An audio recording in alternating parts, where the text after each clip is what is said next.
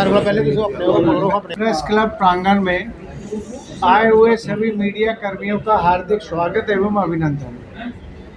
आपको हर्ष के साथ सूचित करा जा रहा है कि समाजवादी पार्टी के राष्ट्रीय अध्यक्ष माननीय अखिलेश यादव जी ने जम्मू कश्मीर के प्रदेश अध्यक्ष पर श्री जियालाल वर्मा जी को नियुक्त किया है और समाजवादी पार्टी इस 2024 चुनाव में भारत की तीसरी सबसे बड़ी पार्टी बनकर उभरी है। उम्मीद करता हूँ समाजवादी पार्टी जम्मू कश्मीर में भी अच्छा सीटों पर चुनाव लड़ेगी और हम लोग मजबूती से चुनाव लड़ेंगे, क्योंकि समाजवादी पार्टी जो कि 1992 में बनी थी, उत्तर प्रदेश से शुरुआत हुई थी। माननीय मुलायम सिंह ने शुरू की थी, पार्टी की नींव रखी थी। आज उस पार्टी को माननीय राष्ट्रीय अध्यक्ष अखिलेश जी ने बढ़ाया है और राष्ट्रीय अध्यक्ष जी ने ही इस पार्टी को 5 से 38 तक पहुंचाया। हम लोग समाजवाद को लेके चलते हैं। समाजवाद का मतलब है सबको एक साथ रखना। माननीय लोहिया जी का एक नारा था, रोटी कपड़ा सस्ती हो, दवाई पढ़ाई मुफ्त हो। हम लोगों की जब सरकार थी उत्तर प्रदेश में, हम लोगों ने दवाई पढ़ाई मुफ्त करी थी। दवाई पे हमने 1 रुपया पर्चा किया था।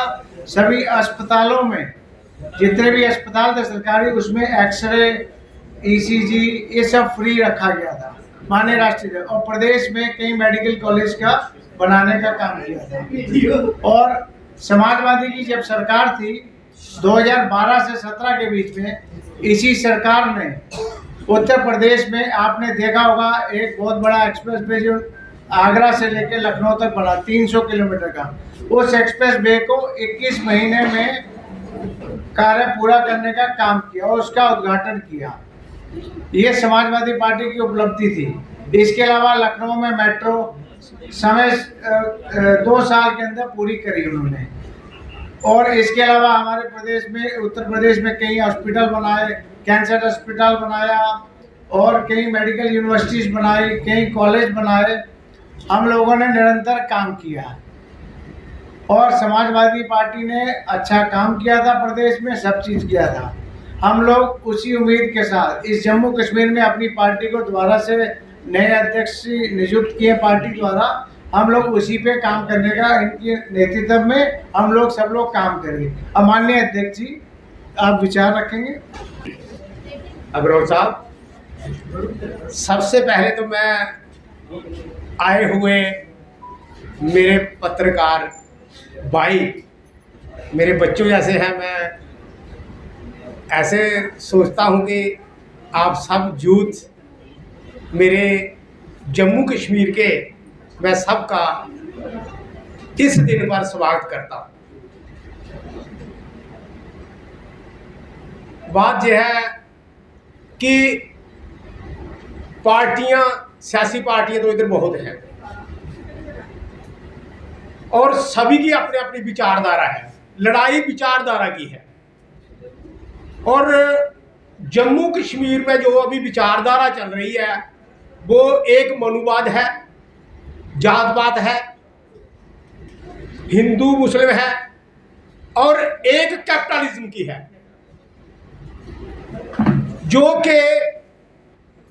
जो बुद्धिजीवी हैं हमारे प्रदेश के, उनको पसंद नहीं है।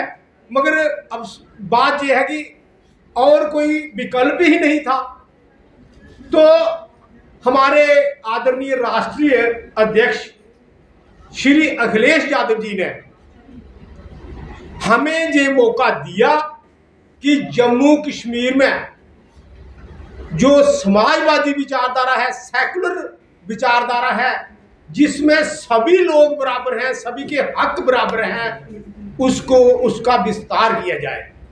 और बहुत कार्य करने के बाद हमें अखिलेश यादव जी ने ये जिम्मेवारी दी। हम उनके बहुत बहुत आभारी हैं कि उन्होंने हमारे जम्मू के युवा, हमारे जम्मू के प्रगतिशील लोगों को ये मौका दिया कि आओ, जो 1947 में हमें डेमोक्रेसी मिली थी और डेमोक्रेसी के जो स्तंभ थे बनाए गए थे, जिसके कारण डेमोक्रेसी कोई आदमी का नाम नहीं होता है, किसी पार्टी का नाम नहीं है। डेमोक्रेसी एक मिशन है, डेमोक्रेसी एक कॉन्स्टिट्यूशन है, डेमोक्रेसी एक इंस्टीट्यूशन है। वो बहुत से इंस्टीट्यूशंस को मिलाकर समाजवादी पार्टी कितनी सीटों पे चुनाव लड़ने जा रही है और किस संभाग में लड़ने जा रही है? दोनों संभागों में या एक संभाग में? मैं सर, आप बहुत जल्दी वहां पहुंचना चाहते हैं, थोड़ा सा मुझे देर है कि आज हमारी जो कोशिश है, अखिलेश यादव जी की जो कोशिश है, वो जम्मू में अपना विस्तार करने जा रही है। और हम जो हमारे पुराने लोग, हम और हमारे पुराने जो समाजवादी विचारधारा के लोग हैं, इनके साथ जो काम करते थे, वो हमारे साथ जुड़े हैं। अभी तो 2-3 दिन हुए हैं, जे कश्मीर से हमारे साथ अली बाबा जी, इन्होंने सुना और जम्मू पहुंच गए।